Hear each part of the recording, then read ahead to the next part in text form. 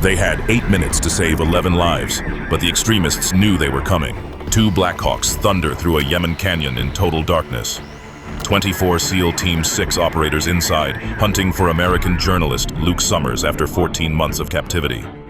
What they don't know is that their target moved 48 hours ago. What they're about to walk into will test everything they've trained for. The helicopters bank hard, fast ropes deploy. In 4 seconds, boots hit sand and the Blackhawks disappear into the night. That's when the point man freezes. Through his night vision, he sees it. Disturbed earth, barely visible wire. Someone built a welcome party out of 50 pounds of explosives and ball bearings. This was supposed to be a rescue mission. It just became survival. Secondary, the EOD specialist whispers, pointing to another wire. The extremists double-stacked IEDs. Step over the first, hit the second. They mark both with IR chem lights and push left through rocks that'll break ankles but not vaporize entire fire teams. Every operator memorizes the position. These devices will still be here on extraction. 300 meters later, fresh tire tracks cut across their path. The intelligence officer kneels, examining the patterns with an infrared flashlight. Deep impressions from heavy vehicles, loaded trucks. Shallower tracks returning, empty. Multiple sets, different tire patterns, all heading from the cave. 48 to 72 hours old based on wind erosion. Someone moved serious cargo recently. Suddenly, the sniper team leader spots movement on the northern ridge. Heat signature resolving through thermal. Human, sitting, holding something rectangular. Radio or phone. 250 meters elevated position overlooking their entire approach route. The spotter hasn't seen them yet, but will in about 30 seconds when they cross the next open area. The sniper builds his shooting position with mechanical precision. Bipod legs adjusted, scope parallax corrected, breathing controlled. The crosshairs settle on the spotter, who is scanning the valley with Soviet-era binoculars that couldn't spot a tank at noon. The sniper doesn't care about his age, his equipment, or his life story. Only the math matters.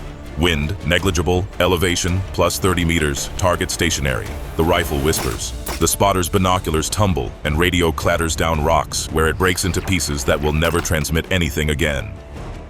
They push through another kilometer, every step calculated. Movement stops again, hand signal for enemy observed. Another spotter, this one smarter, positioned in a hide with overhead cover. Can't get a clean shot from here. 2 operators peel off, moving through dead ground to flank. It takes 4 minutes of silent climbing to get an angle. The spotter never sees it coming. 0-40 hours. The cave materializes through thermal imaging, a black mouth in the hillside that's holding 11 hostages somewhere in its depths.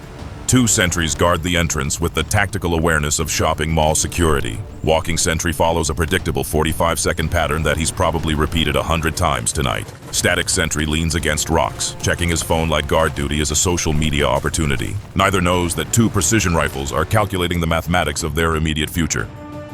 At 0-42 hours, everything that could go wrong was about to go wrong.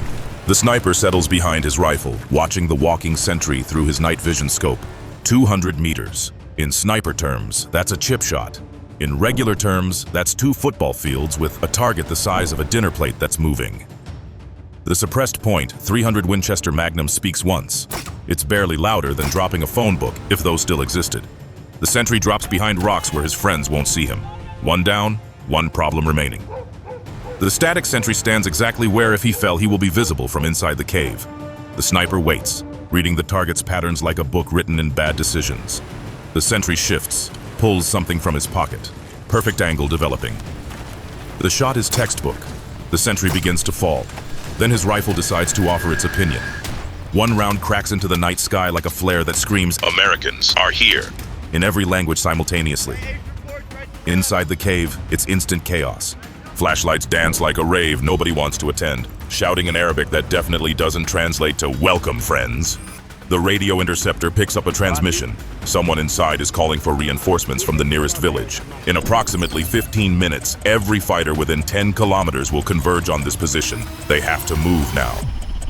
Stealth is now as useful as a screen door on a submarine. The assault team sprints the final 50 meters while rounds start snapping overhead. That distinctive crack that means someone's trying to ruin your day from a distance. They stack on the cave entrance, a fatal funnel that's about to live up to its name. The point man peeks inside. Narrow entrance extending into blackness, maybe 2 meters wide. Anyone entering will be silhouetted against the night sky like a target at a shooting gallery. But there's no choice now. The team leader gives the signal. Speed, surprise, and superior firepower. Time to show these extremists why America doesn't have free healthcare. What happened next? We can't show it all here without YouTube slapping this video with a warning, but we can show you on Patreon. To watch the full-length video completely uncensored, subscribe to my Patreon page, where there are no restrictions on what we can tell and show you there. Scan the code or use the link in the description now to watch the full video. 02:44 hours. The first operator enters the cave and immediately learns that extremists can't shoot, but volume of fire is its own form of accuracy. Rounds spark off the walls, creating ricochets that turn the entrance into a blender set to puree. The cave's acoustics turn every gunshot into thunder, even with electronic ear protection. It's like being inside a drum while someone plays heavy metal. The operators push forward into 3 connected chambers, each one a potential ambush. Their tactical lights paint wild shadows that dance with muzzle flashes, a disco from hell where everyone's armed and nobody's dancing. The second chamber reveals an extremist with a machine gun who's actually read the manual. He's got perfect enfilade fire down the entrance tunnel. Can't use explosives with hostages potentially nearby. Has to be precision shooting while being shot at, which is like threading a needle during an earthquake. But these guys make it look easy. One operator goes low, another high, with synchronized shots. The machine is taken care of, but they're running out of time. They're 3 minutes into the assault and reinforcements are 12 minutes out. In the third chamber, 3 fighters have posted up behind a natural rock formation. Buckets can't go through it. They'll have to wait till someone peeks. But every second they waste doing this is one less second they can spend finding the hostages. But they don't have a choice. While the SEALs and bad guys were playing this deadly game of whack-a-mole, a Yemeni commando takes a ricochet that severely wounds him. Another operator starts rendering aid while others cover his sector. They have to end this now. Radio intercept picks up another fighter trying to broadcast their position. An operator locates him mid-transmission and ensures the message doesn't make it through. 6 fighters are down, but gunfire is still coming from the back of the cave. The smoke from all the gunfire has turned visibility into a suggestion. Infrared lasers cut through the haze, invisible to the enemy but clear as day through night vision. It's like having cheat codes in a game, except this one has no second chances. The team pushes deeper into the cave while under fire.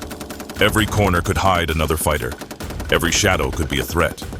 The cave seems to extend forever, each meter gained through superior firepower and training that costs more than most people's homes, but there are some things even the best training can't prepare you for. 02:49 hours. Final fighter is cornered in the deepest chamber, shouting something that probably isn't, "I surrender," based on the rifle he's waving. After engaging him, the shooting stops. The cave falls silent except for ringing ears and rapid breathing. All targets have been neutralized, but that doesn't mean the danger still isn't there. "Check for devices." The team leader's command echoes off cave walls, now decorated with evidence of American firepower. Every corner could hide an IED, improvised explosive devices.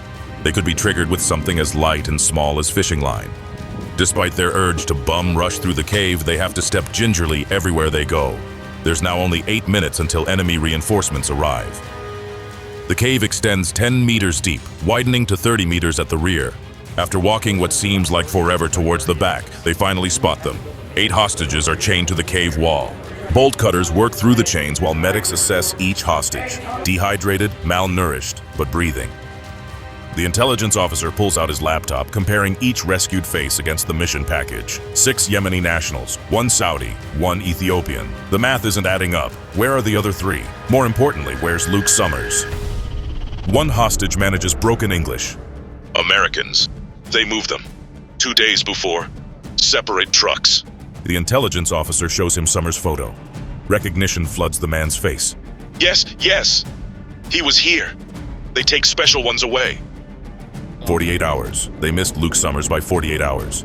While these operators were planning this mission, extremists were moving their prize assets to another location. Radio intercepts paint an urgent picture. Enemy vehicles closing fast. Multiple technicals with mounted weapons. Time to leave. Some hostages can walk. Others need carrying. The wounded commando needs support. 8 lives saved is a tactical victory, but without Summers it feels like winning a battle in a war you're somehow still losing. The team emerges from the cave as headlights appear in the valley below. Enemy reinforcements arriving fashionably late to their own defeat. Blackhawks sweep in for extraction, door gunners providing discouragement to anyone thinking about approaching. As they lift off, 8 former hostages are free. But Luke Summers is still out there somewhere, waiting for a rescue that came 2 days too late. Bye for now.